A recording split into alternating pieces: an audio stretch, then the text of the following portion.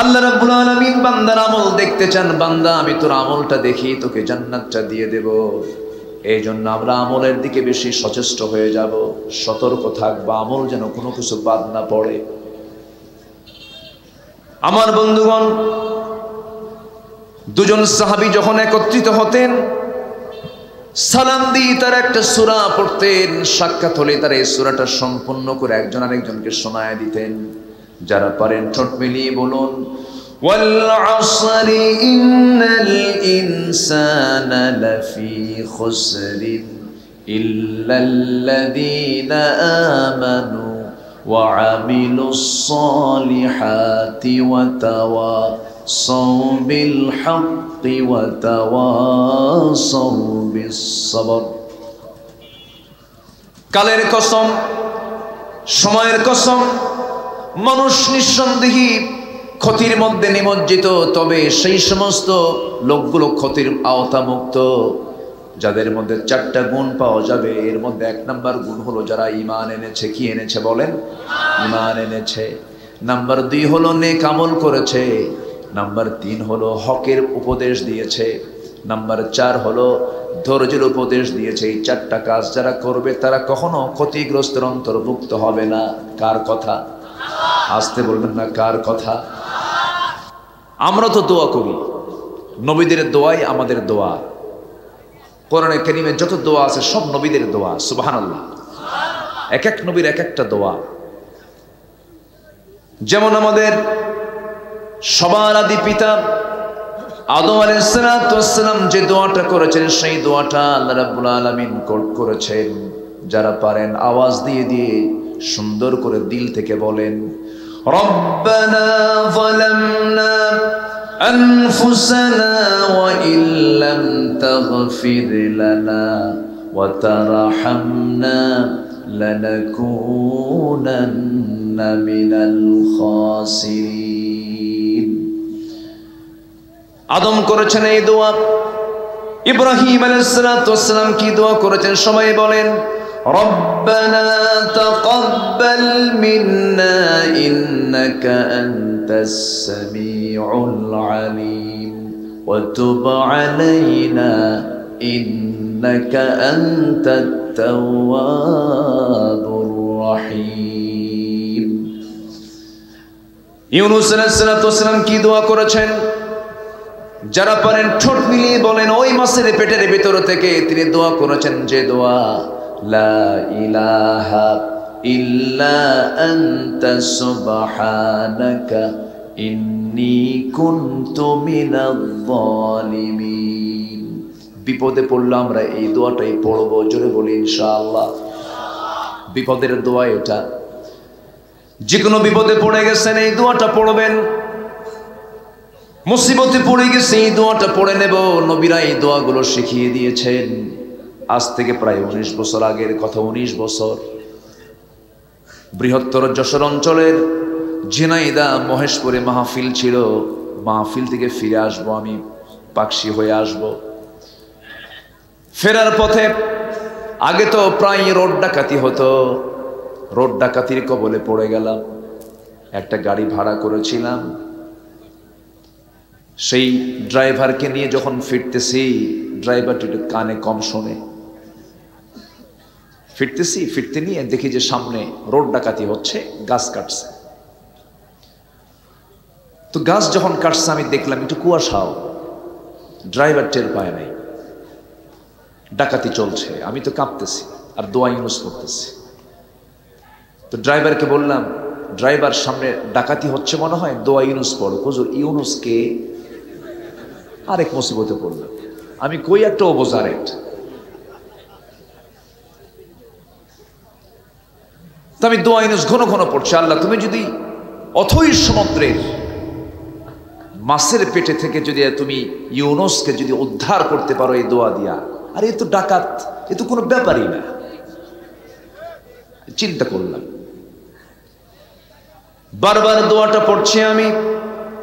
কিন্তু লক্ষ্য করে দেখি কিছুক্ষণ পর ডাকাতের একটা সদস্য এসে আমার গাড়ির গ্লাসে নক করছে। আমি আরো কাঁপতেছি আর মনে মনে কই আল্লাহ দোয়া তো পড়লাম, কাম তো হয় না। বারবার যখন টোকা দিচ্ছে, নখ দিচ্ছি, আমি তো বারবার কাঁপতেছি, কারণ ওরা তো ওই সময় হিতাহিত কোনো জ্ঞান রাখে না, জোরপূর্বক তারা হিট করে রক্তাক্ত করে ফেলে। বারবার দোয়া ইউনুস পড়ছি, আমি ড্রাইভারকে বুঝায় বললাম, কিন্তু কিছুক্ষণ পর দেখি সামনের একজন সদস্য তাকে ডাক দিল, সে চলে গেল। আল্লাহ বাঁচায় দিলেন। বাঁচাতে পারেন না? বাঁচাতে পারেন না? পারেন। যে কোনো বিপদে মুসিবতে আল্লাহর কাছে আমরা চাবো, যদি দোয়া কবুল হয়ে যায় তো ভালো, তাড়াতাড়ি পেয়ে গেলাম। যদি দোয়া কবুল হতে দেরি হয়, ভাববেন আল্লাহ আপনার দোয়াটা দেরিতে কবুল করবেন। আর যদি এই দুনিয়াতে না দোয়া কবুল হয়, আল্লাহ তাআলা আপনাকে এর পুরস্কার জান্নাতে দিয়ে দিবে।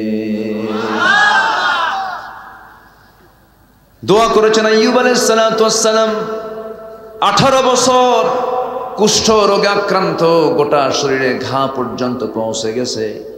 ঘাতে ঘাতে তার গোটা চামড়াগুলো সব তেকতেকে হয়ে গেছে, পোকা জন্ম দিচ্ছে। সেই ঘাগুলো যখন জিহ্বা পর্যন্ত পৌঁছে গেছে, আল্লাহর জিকির করতে কষ্ট হয়। একটা বারের জন্য মনক্ষুণ্ণ হননি তিনি।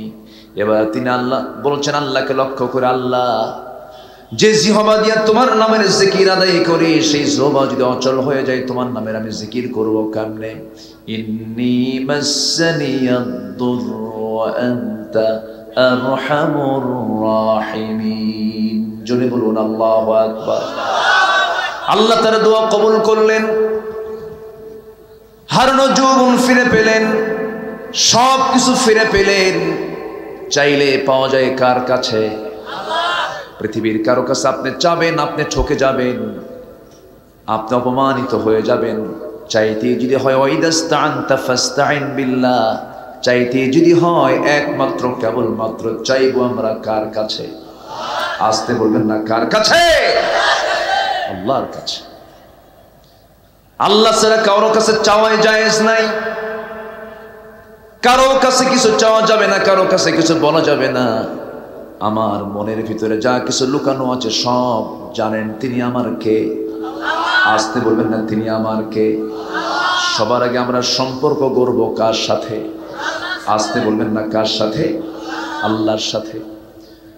আমার নবীজি দোয়া করেছেন, দেখেন কেমন দোয়া করেছেন। আমার নবীর দোয়াটা ছিল, সবাই আওয়াজ দিয়ে দিয়ে বলেন, উজাড় কণ্ঠে বলেন, রব্বানা আতিনা ফিদ দুনিয়া হাসানাতাও ওয়া ফিল আখিরাতি হাসানাতাও ওয়া কিনা আযাবান নার ওয়াজআলনাল জান্নাতা মা'আল আবরার। জোরে বলুন আল্লাহু আকবার। ঠিক একই দোয়া আমি যে আয়াত থেকে তেলাওয়াত দিয়ে শুরু করেছি, সে আয়াতের শুরুতে আল্লাহর পয়গম্বর একজন ছিলেন, যিনি আল্লাহর সঙ্গে সরাসরি কথা বলেছেন। একজন পয়গম্বর, সবচেয়ে রাগী মানুষ ছিলেন, মেজাজি মানুষ ছিলেন, ফেরাউনকে মোকাবেলা করেছেন। এবং এই পৃথিবীতে একজন পয়গম্বর যিনি আল্লাহর সঙ্গে ডাইরেক্ট কথোপকথন করেছেন, সেই পয়গম্বরটার নাম কি সবাই বলেন? মুসা আলাইহিস সালাতু ওয়াস সালাম। প্রশ্ন করছি, মনোযোগিতা যেন না হেরে যায়, সবাই তো জানেন, এরপর আমি প্রশ্ন করছি। এই মুসা আলাইহিস সালাতু ওয়াস সালাম তিনি সেই একই দোয়া করেছেন। তিনি বলছেন, আল্লাহকে লক্ষ্য করে বলছেন, ওয়াক্তুব লানা ফি হাযিহিদ দুনিয়া হাসানাতাও ওয়া ফিল আখিরাতি ইন্না হুদনা ইলাইক। ও আল্লাহ, তুমি আমাদের জন্য লিখে দিও, এই দুনিয়ার জন্য হাসানা দিও, আখিরাতের জন্য হাসানা দিও, কল্যাণ দিও। আমার বন্ধুগণ, দুনিয়ার কল্যাণটা সবাই পায় না। টাকা থাকলে যে সে সুখী তা কিন্তু নয়। হাজার হাজার কোটি টাকার মালিক, কিন্তু ছেলে ইয়াবা খায়, বাবা খায়, গাঁজা খায়, ছেলে বাপকে পিস্তল ধরে, আছে না নয়? অসংখ্য পিতা আমাদের কাছে এসে চোখের পানি ফেলে কান্দে আর বলে, হুজুর সন্তানটা নষ্ট হয়ে গেছে। আজকে যুবকদের হাতে এই সমস্ত নেশা জাতীয় দ্রব্য তুলে দিয়েছে কারা? আজকে যুব সমাজ একটা বিশাল অংশ নেশাক্রান্ত। চরিত্র তাদের শেষ, নেশার মধ্য দিয়ে তাদের জীবন শেষ। যুবকরা, যে নেতা তোমার হাতে মদের বোতল তুলে দেয়, যে নেতা তোমার হাতে ইয়াবা তুলে দেয়, যে নেতা তোমার হাতে অস্ত্র তুলে দেয়, যে নেতা তোমার হাতে নারী তুলে দেয়, যে নেতা তোমাকে নামাজের কথা বলে না, সেই নেতৃত্বের মুখে আমরা জুতা মারি, থুতু মারি। রাজি আছেন কারা কারা? হাত উঁচু করে দেখান মুসলমান।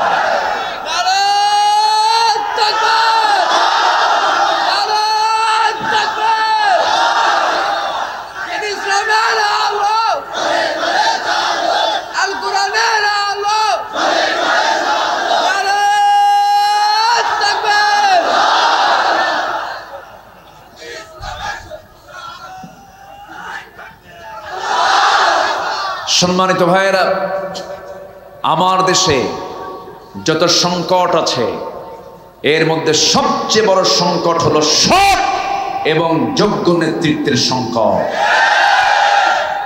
আমার দেশে এই মুহূর্তে কর্মী বেশি না নেতা বেশি? কি বেশি? মুরিদ বেশি না পীর বেশি?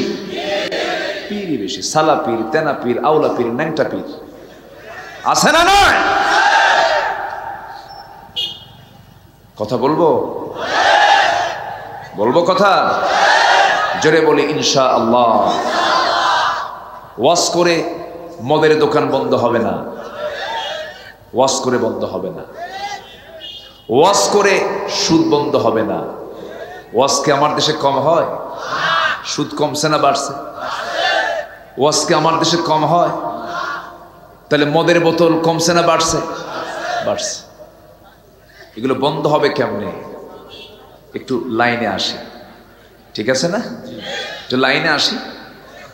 কষ্ট হচ্ছে নাকি আপনাদের? যখন বলবেন ভাল লাগে না, মোনাজাত করে দেব। আছেন তো সবাই? একটা লোক উঠবেন না। আমি এই পর্যন্ত দেখছি 3 থেকে 4 জন উঠছেন। এবার উঠলে কিন্তু ধমক খাবেন। একটু মজা করে বলতেছি, বসে। কত রাত তো চলেই গেল আমাদের, কত রাত গেছে না? আজকে না, আজকে রাতটা না হয় একটু কোরআনের রাত হোক। গত শীতের ভিতরে ক্রিকেট খেলা, কি বলে, বিশ্বকাপ খেলা, ফুটবল গত শীতেই তো হলো। রাত 3টার দিকে খেলা, বিশ্বকাপ। মুসলমান পরিবারের সন্তান, 3টায় খেলা, 2টার দিকে ঘুম থেকে উঠে ওযু বানায়া সেজদা দিয়া কয়, আল্লাহ আমার দল যেন জিতে। এত নেশা, রাত 3টার দিকে খেলা দেখে, তাহাজ্জুদ পড়ে না, ঠান্ডা। সম্মানিত ভাইয়েরা, বসুন। তাহলে আমরা দুনিয়ার হাসানা, দুনিয়ার কল্যাণ চাবো আমরা কার কাছে? আসতে বলবেন না, কার কাছে? আল্লাহর কাছে। সন্তানকে বলবো আমি, বাবারে তুই আমার ছেলে, তুই আমার মেয়ে, আমি তোর বাবা, আমি তোর মা।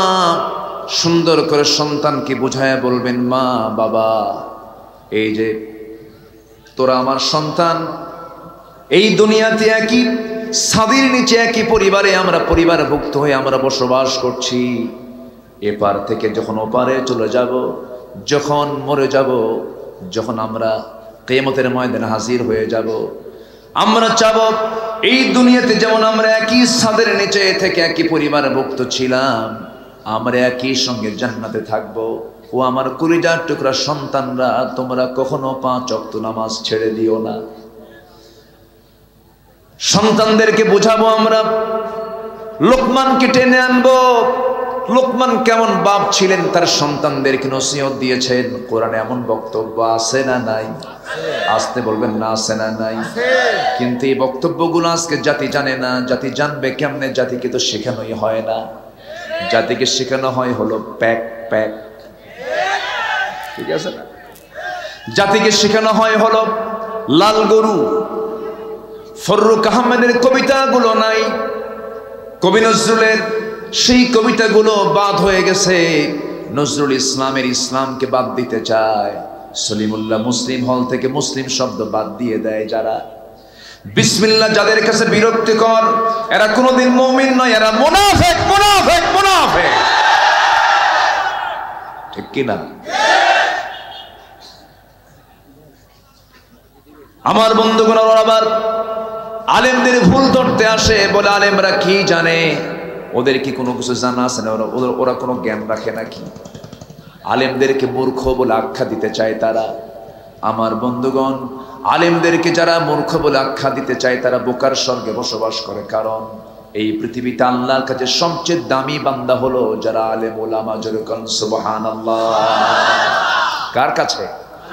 ওদের কাছে দাম নেওয়ার দরকার আছে? আমার ভাইয়েরা, ওরা এত জানে, এত বুঝি। কে যেন কইল কোন এক ঈদের সামনে, বললো ঈদের একদিন আগে, বললো আগামীকাল ঈদুল আজহার জানাজা নামাজ। ঠিক আছে না? কি কি জ্ঞান দেখছেন, কি বুদ্ধি! ঈদুল আজহার জানাজা নামাজ হয়।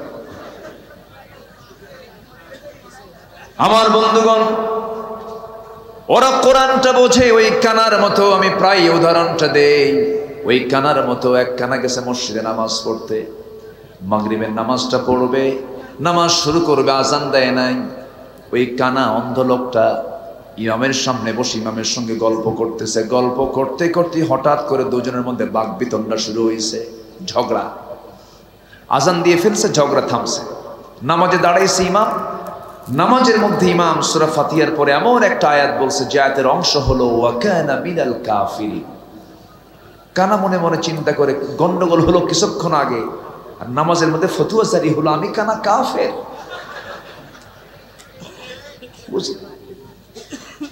প্রচন্ড মেজাজ গরম, খেপে ফায়ার, আগুন হয়ে গেছে। লোকমা টোকমা দেয় নাই, চলে গেছে বাড়িতে। পরের দিন সন্ধ্যায় আবার নামাজ পড়তে আসছে ওই অন্ধ লোকটা, কানা লোকটা। এদিকে যিনি ইমাম, তার আবার একটা পা হলো খাটো, ন্যাংরা গোছের, ন্যাংরা সাইজের। তো আগের দিন সন্ধ্যায় যে সূরা দিয়ে নামাজ পড়ছে, এই পরের দিন সন্ধ্যা ওই সূরা দিয়ে নামাজ ধরছে। যখন সে শুনেছে ওয়া কানা মিনাল কাফিরিন, পিছন দিক থেকে এই কানার নিজেকে নিয়ন্ত্রণ করতে না পেরে নামাজের মধ্যে উল্টা লোকমা ওয়াল ল্যাংরানা মিনাল ফাসিকিন।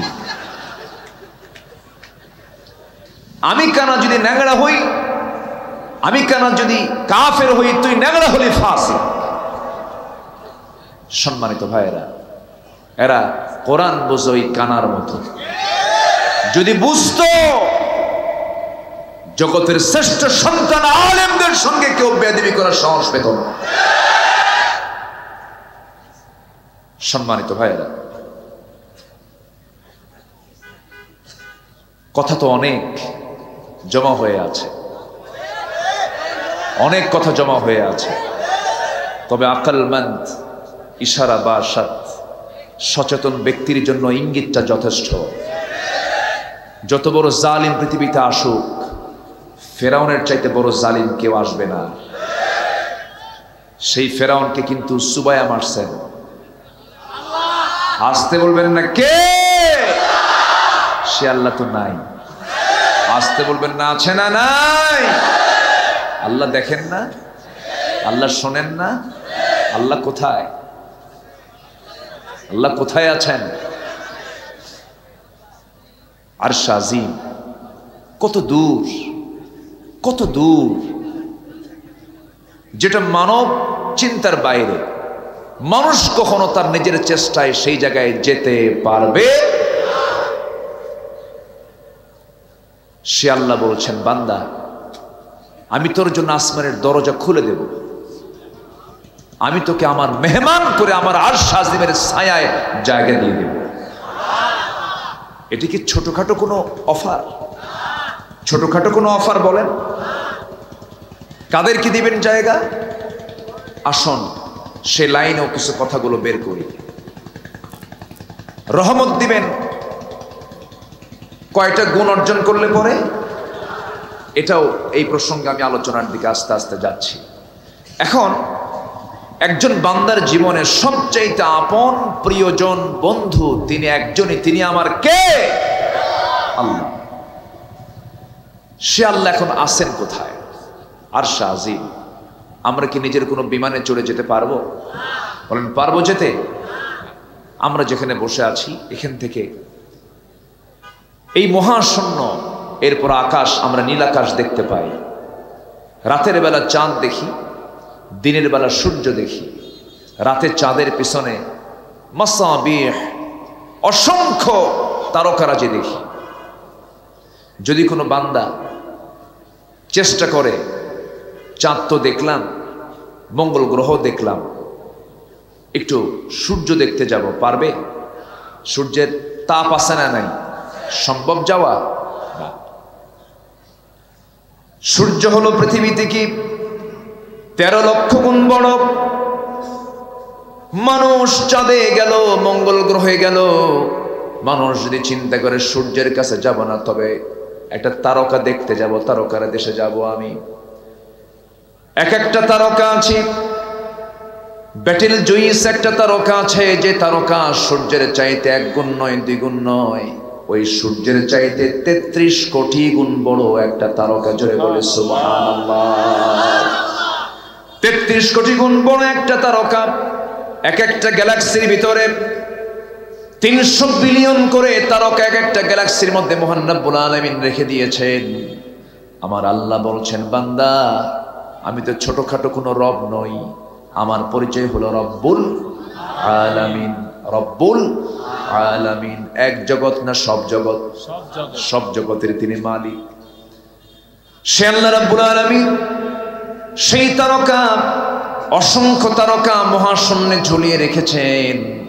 যদি কোনো মানুষ চিন্তা করে চাঁদের দেশে মানুষ গেছে, মঙ্গল গ্রহে মানুষ গেছে, একটু তারকার দেশে দেখতে যাব আমি, দুনিয়ার কোনো বিমানে চড়ে হবে না, দুনিয়ার কোনো হেলিকপ্টারে চড়ে হবে না। তবে হ্যাঁ, যদি কোনো বান্দা চেষ্টা করতে চায়, নভোযান নিয়ে চিন্তা করতে পারে, চেষ্টা করতে পারে।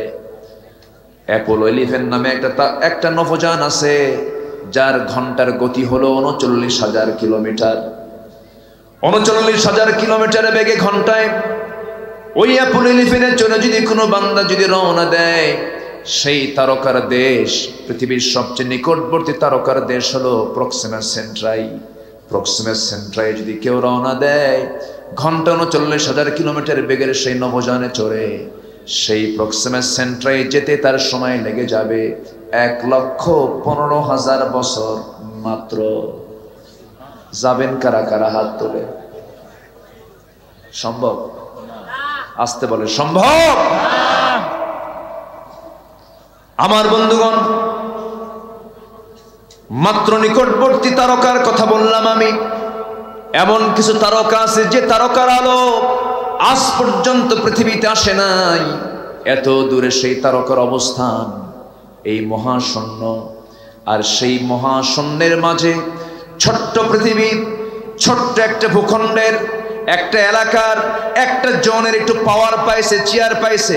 কি হলো রে? আছে না নাই? কিচ্ছু হওনি, তুমি কিছুই হও নাই, শুধু লুজ মোশন। একটু ডায়রিয়া হলে বউরে বলবা আম্মা, হুঁশ থাকবে না, বেহুশ হয়ে যাবা। খুলিকাল ইনসানু দাঈফা, মানুষকে সৃষ্টি করা হয়েছে খুব দুর্বল করে। অহংকার দেখায়ও না। অহংকার আছে যার, ধ্বংস পতন আছে তার।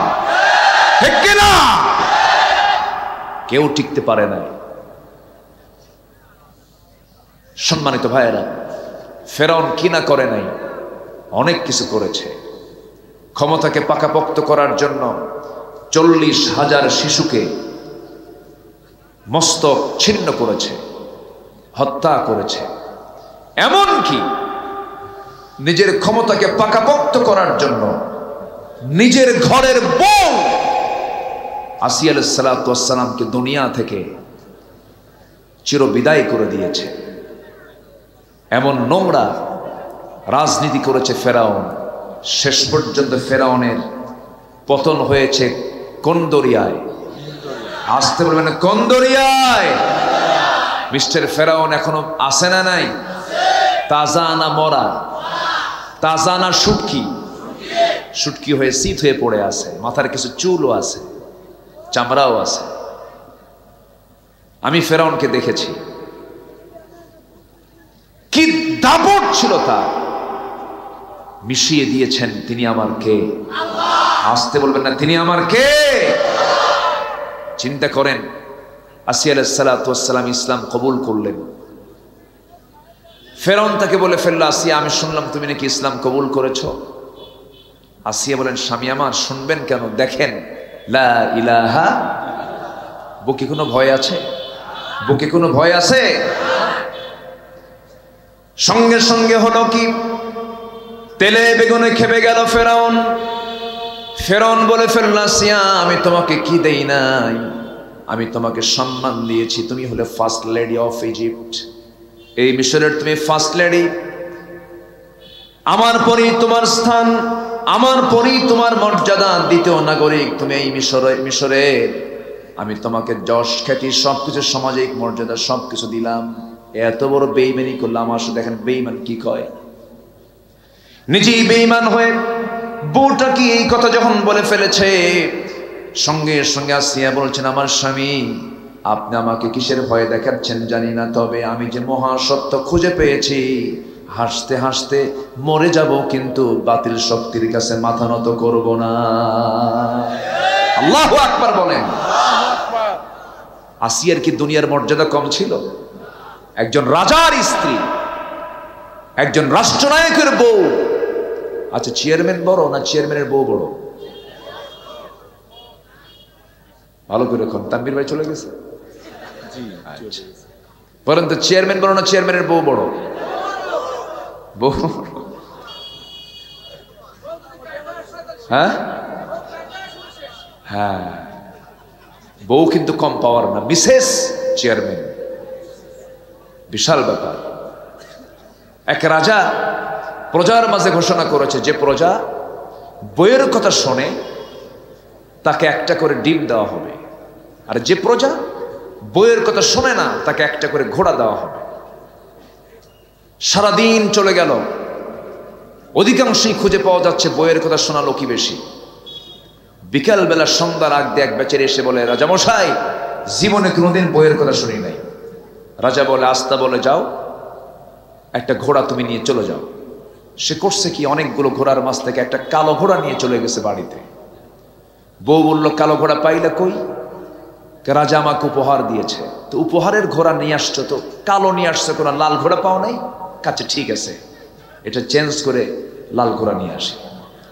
কি কথা কি বুঝতেছে? সে ব্যাক করে আবার চলে আসছে। রাজামশাই ঘোড়া তো দিলেন, কিন্তু ঘোড়া তো কালো হয়েছে, এটা লাল হলে ভালো হয়। রাজা বলল, তোর এই পরামর্শ দিল কি? এখন বলতেছে, বউ আমারে শিখায় দিল। রাজা বলে, ঘোড়া থুইয়া ডিম নিয়ে যা। সন্ধ্যা হয়ে গেছে। সন্ধ্যার পরে রাজা এখন রানীর সামনে হাজির। রানী মুস্কি মুস্কি হাসে আর বলে, রাজামশাই পাইছেন কি, পাইছেন কি? বইয়ের কথা শোনে না এমন লোক পাইছেন কি? পাইছিলাম একটা, তাও দেখি আবার পরে দেখি বইয়ের কথাই শোনে। রানী এখন বলছে, রাজা যারা বইয়ের কথা শুনে তাদেরকে এত ঠকান ভালো না, আপনি একটা করে ডিম দিবেন, এটা কেমন হয়? একজনকে দিবেন ঘোড়া, আরেকজনকে দিবেন ডিম, এটা খুব কম বেশি হয়ে যায়।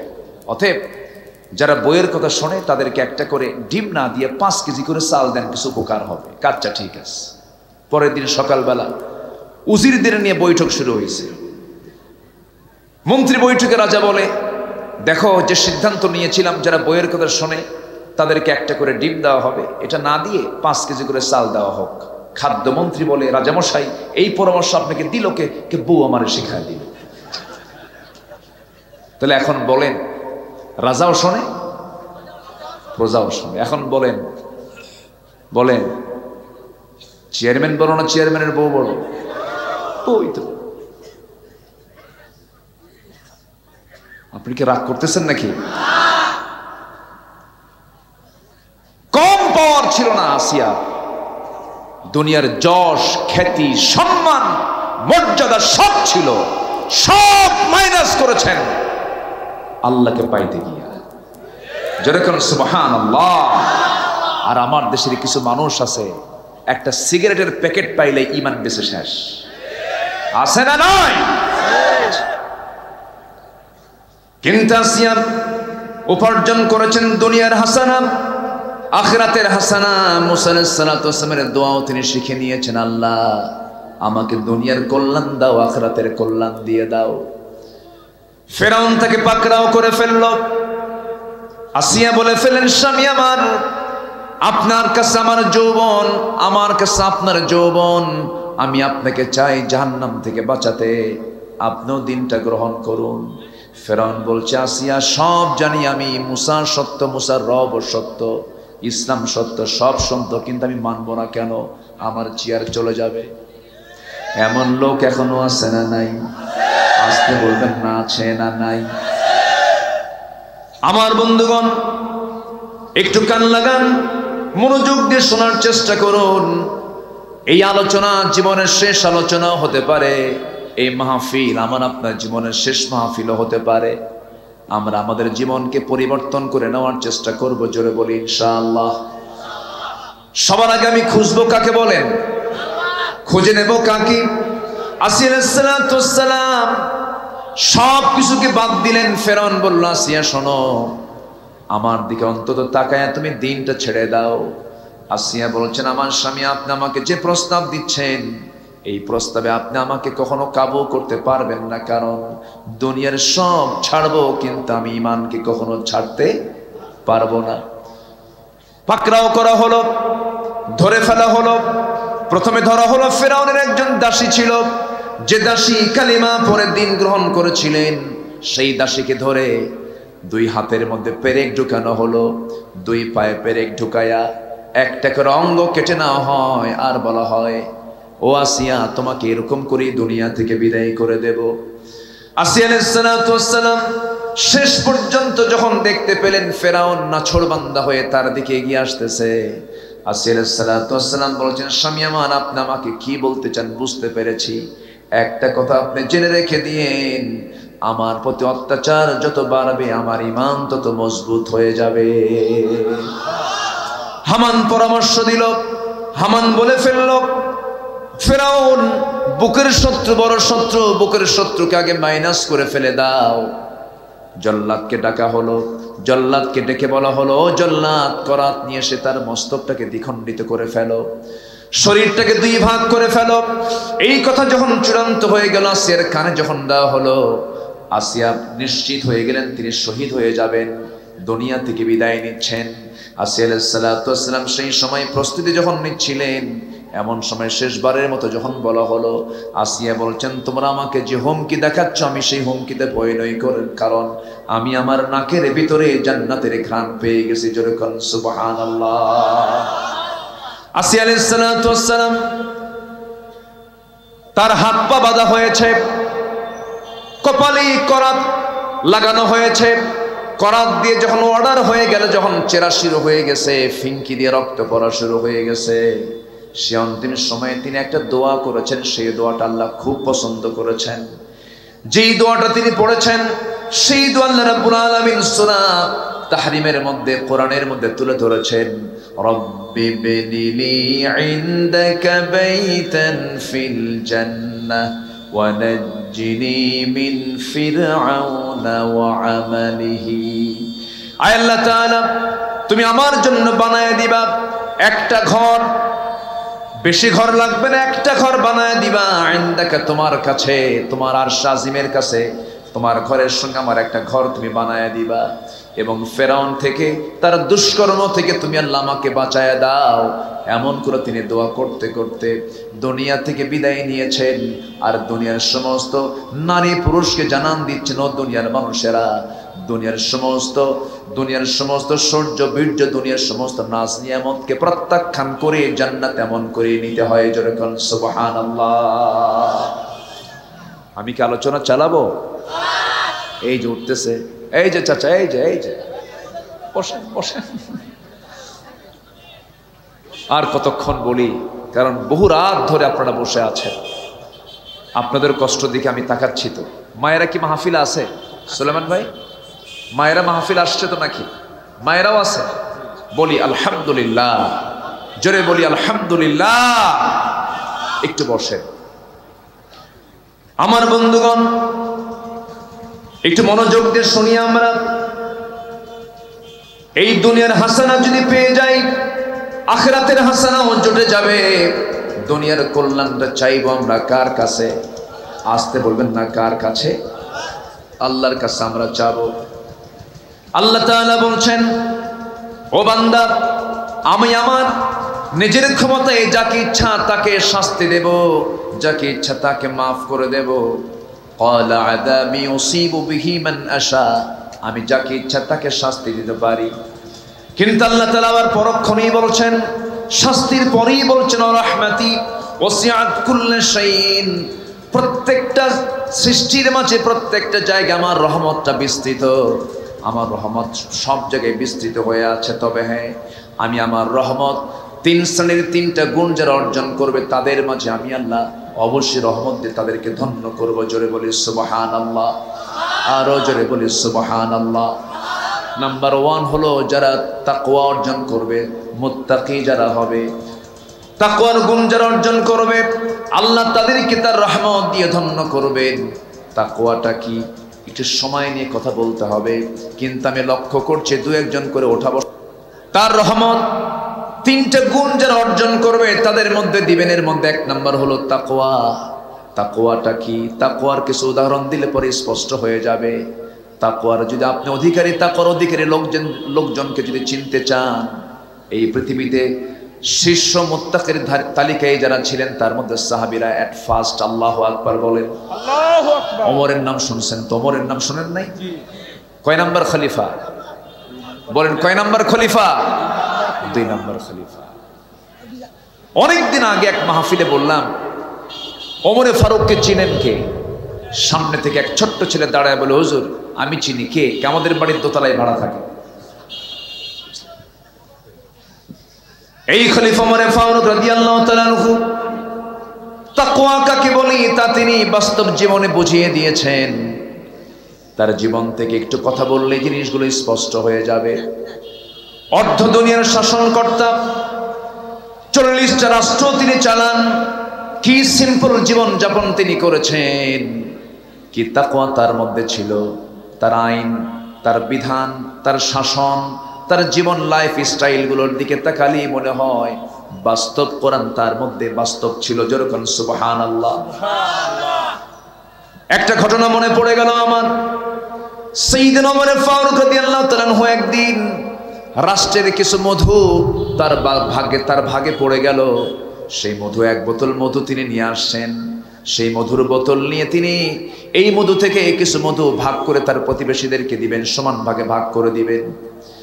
এই মধুর বোতল নিয়ে এসে স্ত্রীর হাতে দিয়ে বলছেন, স্ত্রী আমার, এই যে মধুর বোতল তোমাকে দিলাম, আমরা 5-6 জন যে প্রতিবেশী আছি সমান ভাগে ভাগ করে দিবা। এই কথা দায়িত্ব দেওয়ার সঙ্গে সঙ্গে পরক্ষণেই করলেন কি, সেই মধুর বোতলটা আবার হাতের মধ্যে নিয়ে বলছেন, আমার স্ত্রী মন খারাপ করো না, এই মধুভাগের দায়িত্ব আমি তোমাকে দেব না, আমি আমার প্রতিবেশীর হাতে দিয়ে দেব।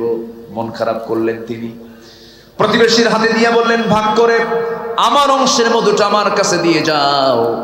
তার অংশের মধু তিনি গ্রহণ করে তার বউয়ের কাছে গিয়ে বলছেন, আমার স্ত্রী শোনো, আমি তোমাকে ট্রাস্ট করি, কিন্তু আমি তোমাকে মধুভাগের দায়িত্ব এই জন্য দেই নাই যে আমি তোমাকে সন্দেহ করলাম। না না, আমি মধুভাগের দায়িত্ব তোমাকে এই জন্য দেই নাই, আমার কাছে মনে হলো মধু তো তরল জিনিস। এই মধু তরল জিনিস, এটাকে ভাগ করতে গেলে কম বেশি না করলেও যে ভাগ করতে বসবে তার হাতের মধ্যে 1 ফোঁটা হোক 2 ফোঁটা হোক মধু বেশি লেগে যাবে। এতটুকুন মধু আমাদের ভাগে বেশি আসুক এটা চাই নাই মনে করে মধুভাগের দায়িত্ব আমরা না আনি অন্য কাউকে দিয়েছি। সুবহানাল্লাহ। এটাই হলো তাকওয়া, এটাই হলো গুণ, এটাই হলো ইখলাস, এটাই হলো ঈমানের চূড়ান্ত লেভেল। এই দুনিয়াতে যার এই জাতীয় লেভেল ঠিক থেকে যাবে তার জন্য জান্নাতটা ওয়াজিব হয়ে যাবে। আমার বন্ধুগণ, ঈমান তো শুধু নামাজ পড়লেই হাসিল হয় না, ঈমান তো শুধু রোজা রাখলেই হাসিল হয় না। এমনও নামাজি আছি প্রতিবেশীর রাস্তা বন্ধ করে দেয়, আসতে বলবেন না, আছে না নয়? প্রতিবেশী রাস্তা বন্ধ করে দেয়, প্রতিবেশীর ঘরটা, তার ঘরের পিছনে সাইড দিয়ে একটু হাঁটার রাস্তা আছে, সে রাস্তাটা হয়তো তার নামে দলিল করা, গন্ডগোল লাগলেই রাস্তার মাঝখানে খোঁটা মারে। এটা তো পাবনায় মনে হয় নাই, আসতে বলে আসে না, নাই খোঁটা মারে। অথচ রাসূল বলেছেন আমার উম্মতের যদি কষ্ট না হতো প্রতিবেশীকে আমি সম্পত্তির ওয়ারিস বানায় দিতাম। অথচ আপনি খোঁটা মারতেছেন। রাসূল বলছেন যে বান্দা অন্য বান্দার জন্য রাস্তা বের করে দেবে আল্লাহ তার জন্য জান্নাতের রাস্তা সহজ করে দিবেন। সুবহানাল্লাহ। আমার বন্ধুগণ, আমার দেশে বহু ভাই আছেন বোনের সম্পত্তি বুঝে দেন না। আসতে বলে আসতে বলে আসে না, নাই? প্রত্যেক বছর হজে যান, প্রত্যেক বছর উমরা করে আসেন, কিন্তু বাপ মারা গেছে এক যুগ যাবত, 12 বছর যাবত বাপ মারা গেছে। বাবা রেখে যাওয়া জমিগুলো শুধু ভাই ধান লাগায় আর ধানগুলো গোলায় তোলে, বোনদেরকে ধানগুলো বুঝায় দেয় না, জমিগুলো বুঝায় দেয় না। আমি কি মনে হয় আপনাদের বিপদে ফেলতেছি কিনা? রাগ করতেছেন নাকি আপনারা? হুজুর কি হুজুর নিয়ে আসলে যে বোনের সম্পত্তি বের করে দিচ্ছে? বোনকে বুঝায় দেয় না, বোন কিছু বলতে পারে না। সেই বোন হঠাৎ করে একদিন হয়তো ভাইকে বলেই ফেলেছে, চোখ এরকম বড় বানায় ফেলে।